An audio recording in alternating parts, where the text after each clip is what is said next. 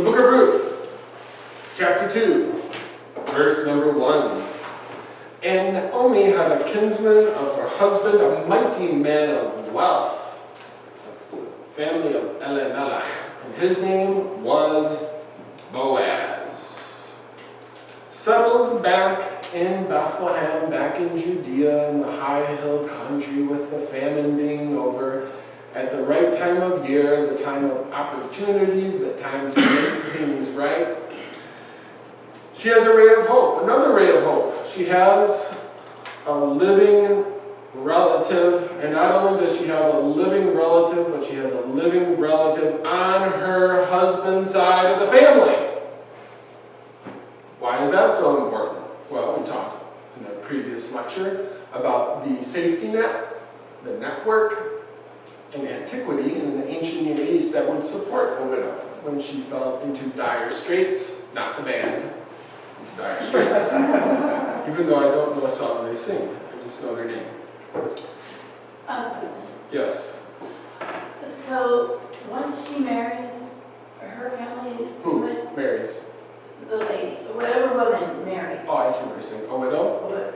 But once she is married, a young woman is married, her family no longer has anything to do with her. She's under the subject, it's only her husband's family that can help her? Well, when a girl is remarried, or married even for the first time, it's not that her family doesn't have anything to do with her. It's just they are no longer required to sustain her physically, economically, protect her. That's all now falls under the umbrella of her husband, the protector, the priest, the provider of the family.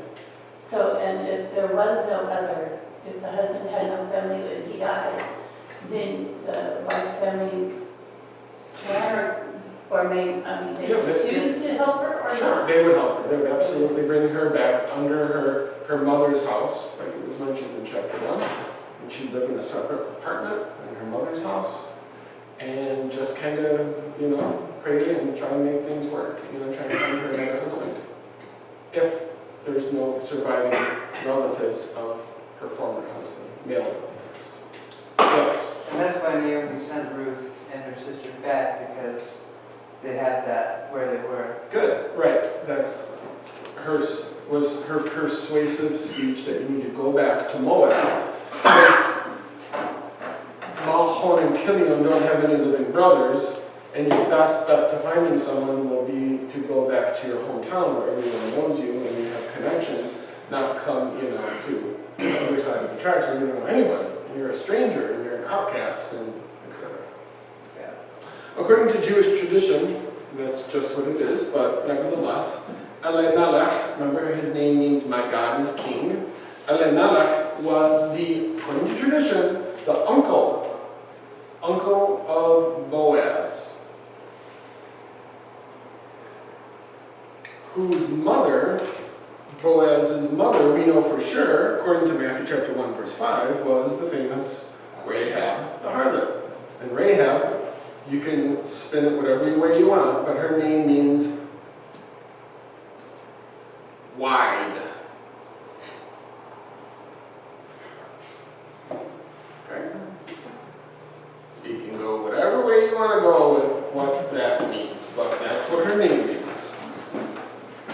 I don't know if she drove a low boy semi-truck, a big sign on the back, or tell him large Rahab sent ya.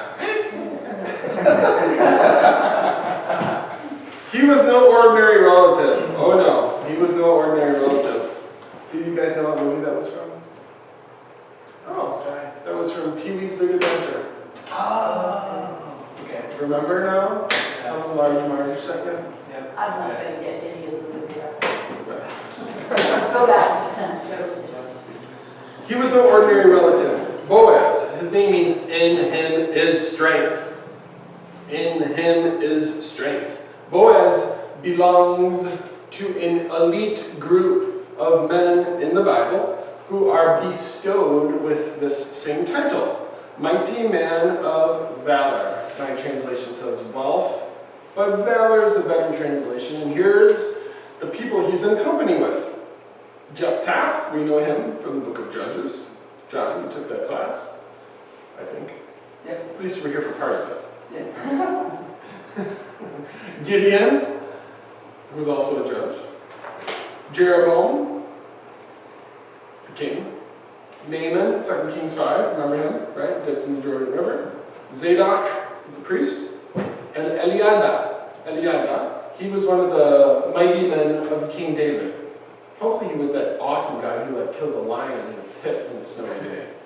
Yes? Would this go back to, because I know in Genesis 6 with the whole Nephilim thing, it has to do with mighty men of valor. Would this have any connection to that? Well, I don't think it's the same word because that's the Hebrew word B'nai Elohim, Okay. sons of God. Well, I know, but I think it does, later in the verse, it refers to a group of mighty men of valor. So I don't know if the name will... Okay, what you're thinking about, good question. It says, and this is why I get paid big bucks. Well, why he gets paid big bucks. Good. Okay. Yeah, there were giants in the earth in those days. Maybe that's what you're thinking about? Probably. Well, the word for giant there doesn't mean like, yo ho ho, green giant, right? It means a tyrant. Okay. Think of like, Kim Sung-joon of North Korea or someone like that, a tyrant. But maybe it's that, there were giants in the earth in those days, and also after that when the sons of God came in unto the daughters of men and they brought children unto them, the same became mighty men. Men which were old, men of renown, like you said. So that's worth checking the Hebrew word. Yeah, good thinking, guys. There's a rabbinic tradition, that the minor judge, because then you have major judges like Samson and Gideon, then you have the minor judges like Othniel, that the minor judge, Ibzan, I-B-Z-A-N, and Boaz are one and the same. That's the tradition. Because of the similarity of their names in the Hebrew, and the fact that they lived at the same time, and that they lived in the same place, Bethlehem. Chapter 2, verse 2. And Ruth the Moabitess said unto Naomi, let me now go to the field and glean ears of grain after him, in whose sight I shall find grace. And she said unto her, go, my daughter. Seeing it was the time for economic opportunity, it's the harvest season, wheat and barley harvest season, the time for economic opportunity, Ruth sought permission to go to work doing what she was good at, doing what she had likely done before, because remember, before in chapter 1, they're living in the cultivated fields of Moab, okay? So, she had probably done this kind of work for like a decade when they lived there back in Moab, and that's it, just gleaning grain in the field. Verse number 3.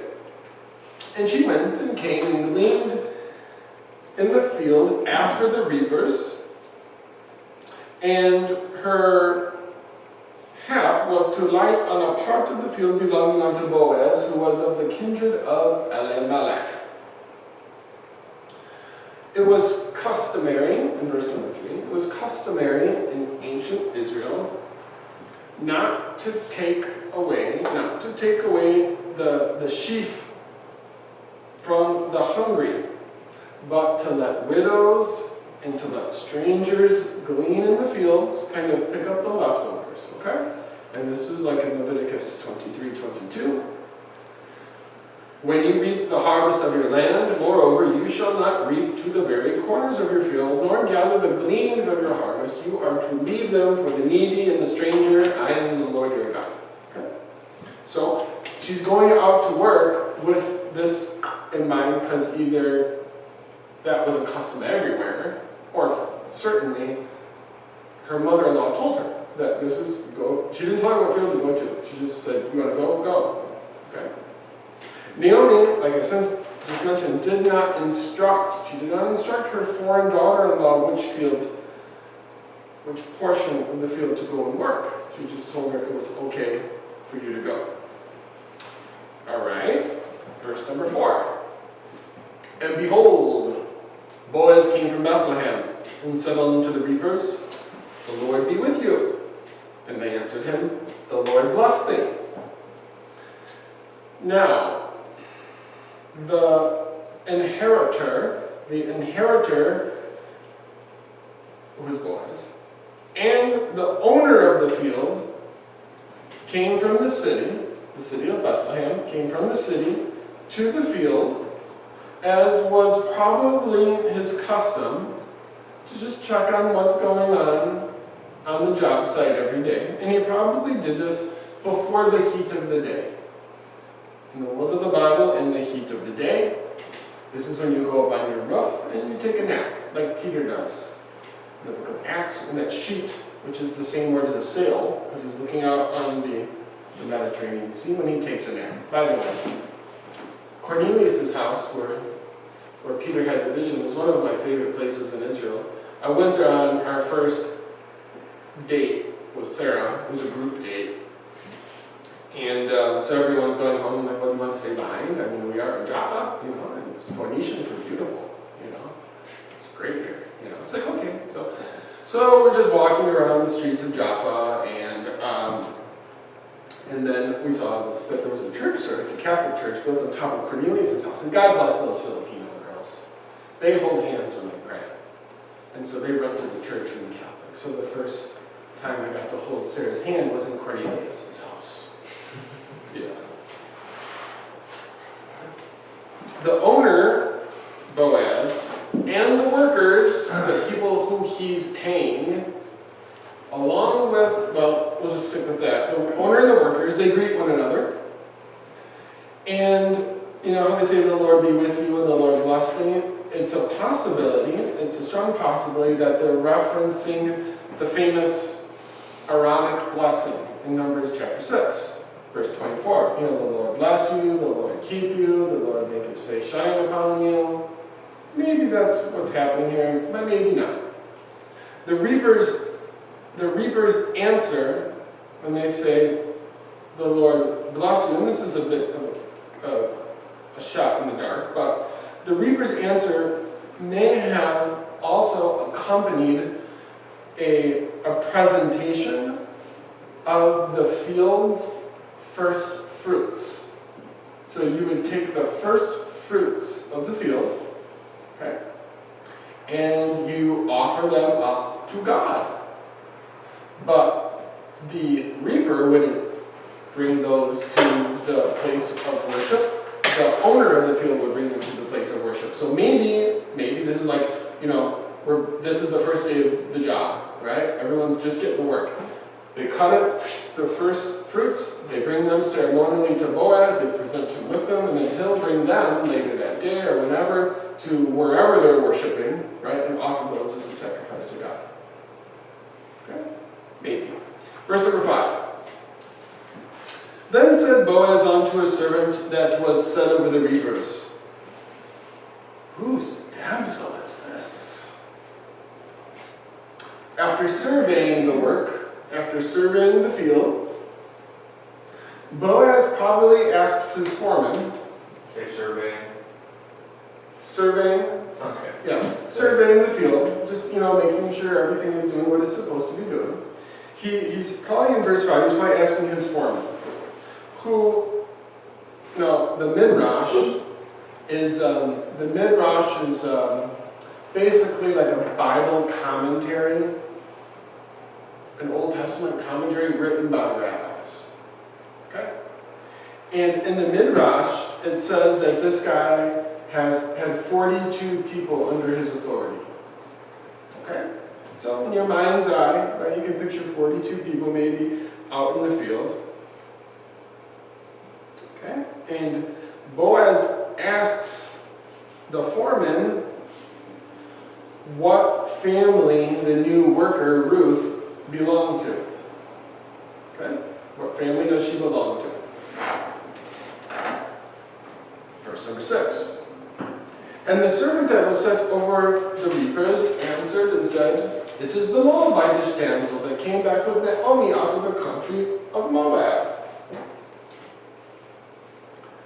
The foreman, in verse number 6, not knowing Ruth's name, but likely just meeting her earlier that day, introduces Ruth as being the quote-unquote damsel, or what that means in plain English is she's a marriageable young woman. She's a marriageable young woman who had, as we see in verse number 6, who had returned with Naomi, with whom Boaz would have already been familiar with, since according to tradition, she was his aged aunt. Verse 7. And she said, the foreman still speaking, quoting her, and she said, I pray you, let me glean and gather after the reapers among the sheep. So she came and hath continued even from the morning until now, that she tarried a little in the house. Verse 7. Ruth had first asked permission. She first asked permission from the foreman to gather any gleanings of the harvest when she came to work. And she probably did that when the sun was just about to rise.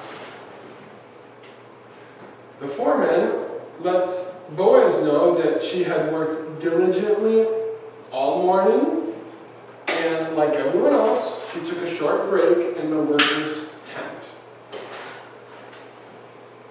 Verse number 8. Then said Boaz unto Ruth, Hearest thou not, my daughter? Go not to glean in another field, neither go from hence, but abide here fast by my maidens. It's probable that Boaz had this meeting with Ruth, okay, with me, in the presence of the foreman, in the worker's tent. Okay, this is when he first took notice of the young Ruth. Because you know how we just said, except that she tarried a little in the tent, or in other words, like it's that time of the day where everyone's taking their, union-required 30-minute break, and she's sitting in the tent taking 5. After hearing her good report from the foreman, Boaz summoned her attention, and he summoned her attention possibly while she was still, like I said, taking her short break. And he did it to give her permission not to go to another field, but to continue working in Boaz's field in the days ahead with the other poor maidens, since she was related to his aged aunt Naomi. Verse number 9. Let thy eyes be on the field that they do reap, and go thou after them. Have I not charged the young men that they shall not touch thee? And when thou art athirst, go into the vessels and drink of that which the young men have drawn. In verse number 9, Boaz instructed Ruth to pay attention to which part of the field the men are working in, and to follow close behind those men in order that she can pick up the remains, because it's kind of like every man or every woman for themselves out there. Boaz reassured her that no one was going to mistreat her, because she was likely a soft target, because she's a foreigner, and she's a Moabite, and she's a young woman, and you got all these college-age guys working in the field who are single. So you put all that together, and she could become a target for whatever.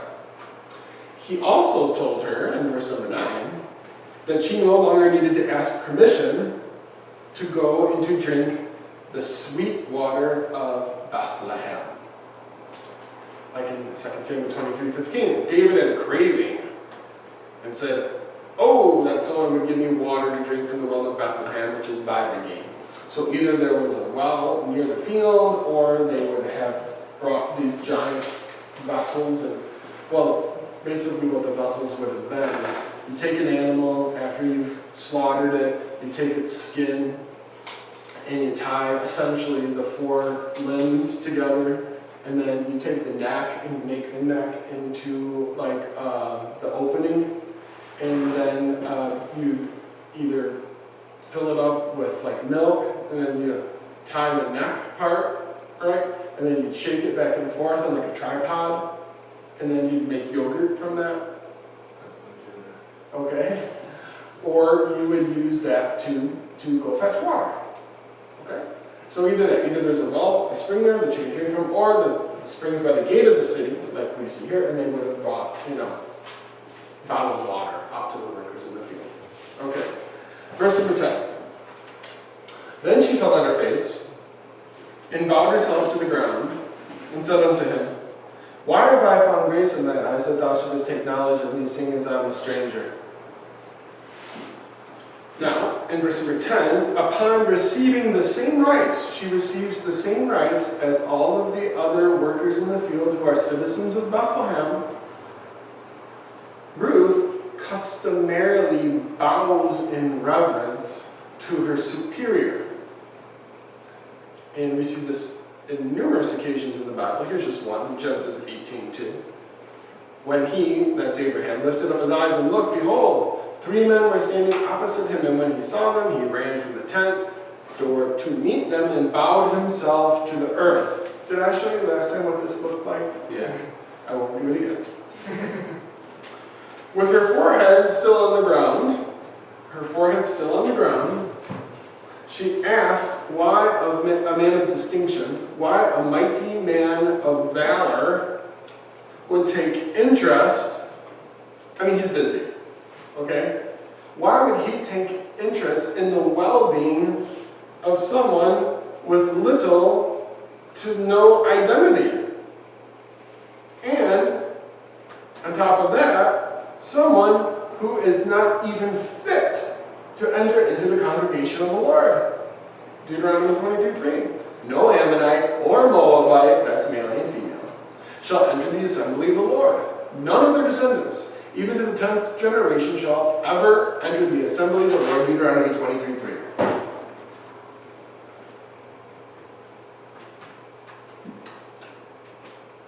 Verse number 11.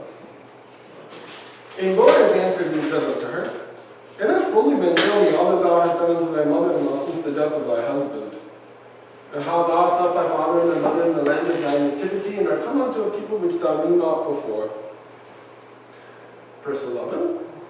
News travels fast. News travels fast in tight-knit, conservative villages in the ancient Near East. And Boaz, a leader in the Bethlehem community, was apparently already briefed on Ruth's situation. He already knew. We see in verse number 11 everything about her.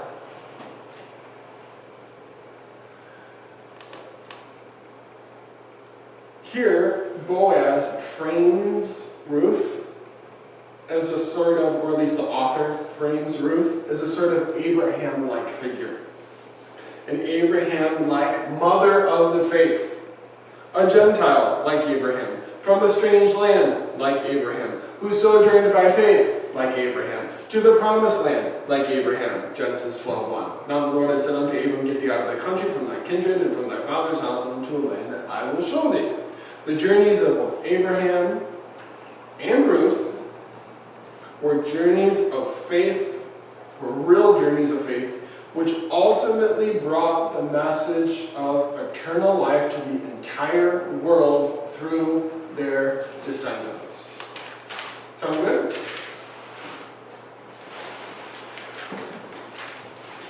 I saw they leaked the 7 possible candidates to star as Han Solo in the spin-off movie.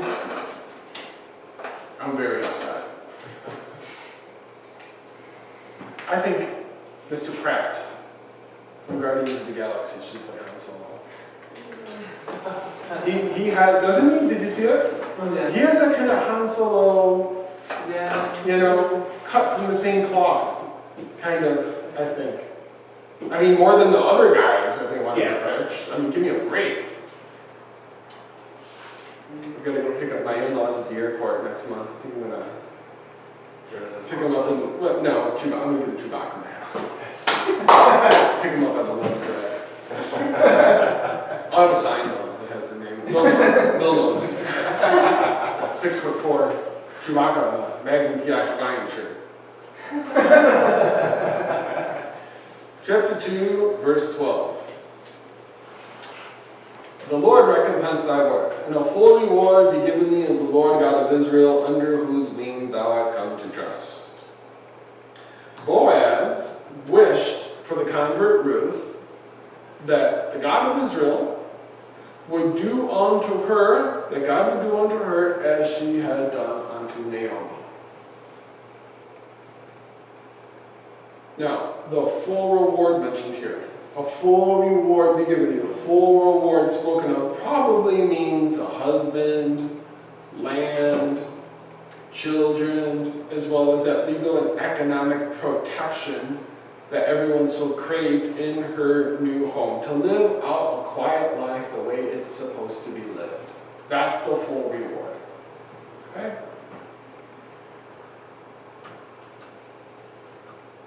Verse 13. Then she said, let me find favor in thy sight, my Lord, for thou hast comforted me, and for thou hast spoken friendly unto thy handmaid, though I be not like unto one of thy handmaidens. So what's going on here in verse number 13? Well, thanks for asking. Ruth thanked Boaz. That's a good thing.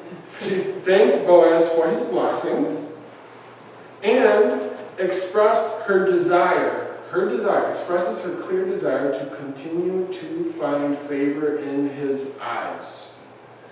She thanked him for putting her at ease, for reassuring her that she'll have a place to come and work every day, for assuring her that none of those scumbags are going to bother her out in the field. She's protected, she's defended. And she thanks him for speaking kindly to her. Even though she did not have the social standing, she didn't have the social standing of the other Israelite maidens working in the field. Verse 14. And Boaz said unto her, at mealtime come up here and eat of the bread and dip thy morsel in the vinegar. And she sat beside the reapers, and he reached her parched grain, and she did eat and was sufficed and left. Verse number 14. Sometime later in the same day, Boaz summons Ruth to join the workers and himself for lunch. Now this is another huge step, because you're not supposed to eat with someone who's a Moabite or an Ammonite, or you get the drift. So he summons her to join them in lunch. Their lunch was made up of pita bread that was dipped in a vinegar-based wine. Does someone want to make that? Bring it up to class next week. It'd be kind of fun to try it. And some parched grain. Roasted or parched grain. Now, in this season of harvest, which we're in, as you know, the first fruits of the wheat were not yet fully dry. We know that from Leviticus 2:14. If you present a grain offering to the Lord from the first portion of your harvest, bring fresh grain that is coarsely ground and roasted on a fire. This is what they're eating. Okay? So, grain that still has a little bit of grain in it.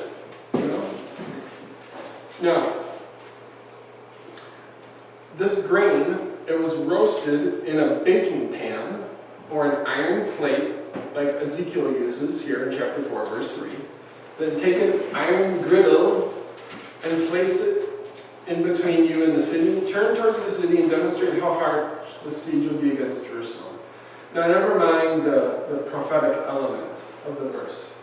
My point is the iron griddle that he's placing between him and the map of Jerusalem, that's what you would have used to cook this grain. So you just go out to the field, you get some handfuls of grain, you put them in this iron griddle on top of a fire, or coals of fire, you let them heat up, right? You eat that with some pita bread and some vinegar-based wine. That's your lunch. Some dry. You know, we're blessed as Americans. you know, like you see the end of the Spear movie or whatever. You can pull up to a house and they open the window and give you a bag full of cheeseburgers. You know, it's just like, what? You know? It's wow. This constituted, this meal, a very palatable article of food that was eaten along with bread, or instead of the bread. It was a very everyday, run-of-the-mill kind of meal. Like a PBJ, okay? Verse number 15. And when she was risen up to glean, Boaz commanded his young men, saying, let her glean even among the sheaves and reproach her not. So after Ruth finished eating, with leftovers besides, we know that from the last verse. Hopefully yours says leftovers. King James says, she did eat and was sufficed and left, which makes it sound like she just got up and left. But it means leftovers, okay? So after Ruth finished eating with leftovers and returned to finish out the rest of the work, Boaz commanded the laborers, maybe the 42 guys in the field, not to reprimand her. Do not reprimand her from working in the choicest areas of the field. Okay? All right, verse number 16. And let fall also some of the handfuls of grain for her, and leave them, that she may glean them, and rebuke her not. Boaz continues to instruct his men to deliberately pull out stalks of grain from their bundles and leave them for Ruth to pick up, and not to rebuke her for picking them up,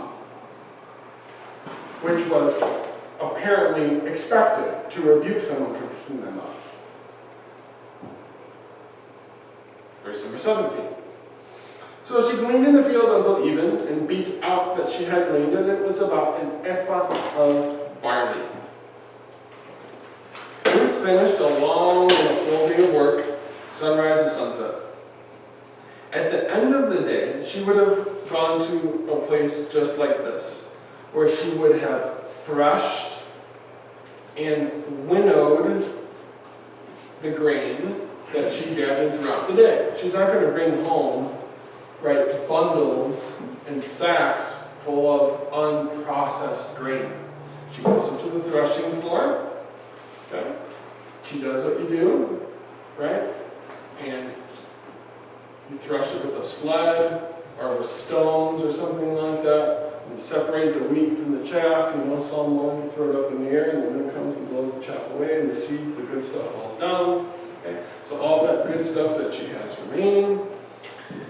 How much was that? Well, it was about a week's worth of grain for herself and for her mother-in-law.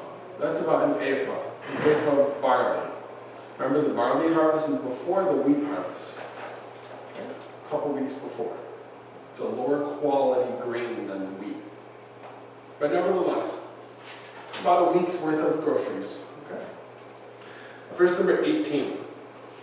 And she took it up and went into the city, and her mother-in-law saw that she had gleaned, and she brought forth and gave to her that she had reserved after she was sufficed. What does this mean? After carrying back either the basket or whatever full of barley to town, she probably carried it on her head or on her shoulder, and showed it to Naomi, her mother-in-law, Ruth gave to her mother-in-law, after she presented it, she gave to her mother-in-law the leftovers from lunch. Okay. Verse number 19. And her mother-in-law said, where hast thou been today? And where did you work? Blessed be he that did take knowledge of thee. And she told her mother-in-law with whom she had worked, and said, the man's name with whom I work today is Boaz. So after seeing the abundance, a week's worth of groceries, after seeing the abundance of grain that Ruth gleaned, Naomi inquired whose portion of the field the tired girl had worked in, suspecting that she had been shown some kind of special favor in that person's field. Ruth informs her mother-in-law that she had been working in the fields and with the employees of her nephew Boaz. Verse 20. And Naomi said unto her daughter-in-law, Blessed be he of the Lord, who hath not left off his kindness to the living and to the dead. The man is near of kin unto us, one of our next kinsmen. In other words, Naomi was stating that Boaz was precisely the right person, the right man, with the right character, with the right credentials. Character, right? He's a mighty man of valor. Credentials. He's comes from the cream of the crop and the descendants of Judah. He has the correct resources. He's wealthy. He owns all of these fields. Okay? He has everything that you need and want to give Ruth the standing that she needed to become a full member of Bethlehem society and to once and for all restore her fortune, to restore her lot in life. He's the man who can provide all those things for you. Verse 21. Well, luckily Boaz didn't have to call Ruth's dad and ask him. I think I have it on video somewhere. I called Sarah's dad right outside the Temple Mount. Like, it was right behind me. I was like, hi, Mr. Oaks. And I'm like, this is Tom. He's like, yeah. I'm like, can I marry your daughter? He's like, let me think about it. Call me back. He's like, oh boy. Oh boy. He said yes, eventually. I think I didn't ask again. I think they contacted me. It was either I'll call you back or you call me back. I don't remember. All I know is I was just like, oh, that would have been such a great video. Yeah, dude. Verse 21. And Ruth the Moabitess said, He said unto me also, Thou shalt keep fast by my young men until they have ended all my harvest. Underlining, in verse number 21, underlining the favor that the Redeemer has shown towards her, Ruth informs her mother-in-law that their fortunes were starting to change, as Boaz had personally invited her to continue working in the fields for the remaining weeks of the barley harvest and the wheat harvest.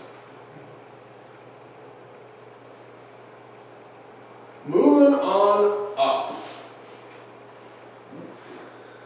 Verse 22. And Naomi said unto Ruth her daughter-in-law, It is good, my daughter, that thou go out with those maidens, that they meet thee not in any other field. Within, that's Shepherd's Field. That's where I was engaged on Christmas Eve in 2011. Yeah. Aww. Like, I was right there. Yeah. Yeah. Like Boys and Men says, down on bended knee. Yep. Listen to voice in there. No. So before we can call and there, you find out again. I did. Within the immediate circle of ancient Bethlehem, and modern Bethlehem for that matter, there are very fertile, as you can see here, agricultural fields with open spaces, right where all those olive trees are right here, right? Fertile open spaces for barley and wheat. These are the two grains, barley and wheat, that are most suitable for the region. Naomi gave her blessing to Ruth to continue working in Boaz's field, since she knew that she would be safe with him, and since she also knew that she would never find such favor and grace in any other field. And then finally in this chapter, verse number 23. So she kept fast by the maidens of Boaz to glean until the end of barley harvest and of wheat harvest, and dwelt with her mother-in-law. In the agricultural calendar of the society of ancient Israel, barley harvest, as you see in verse number 23, often began around Passover time.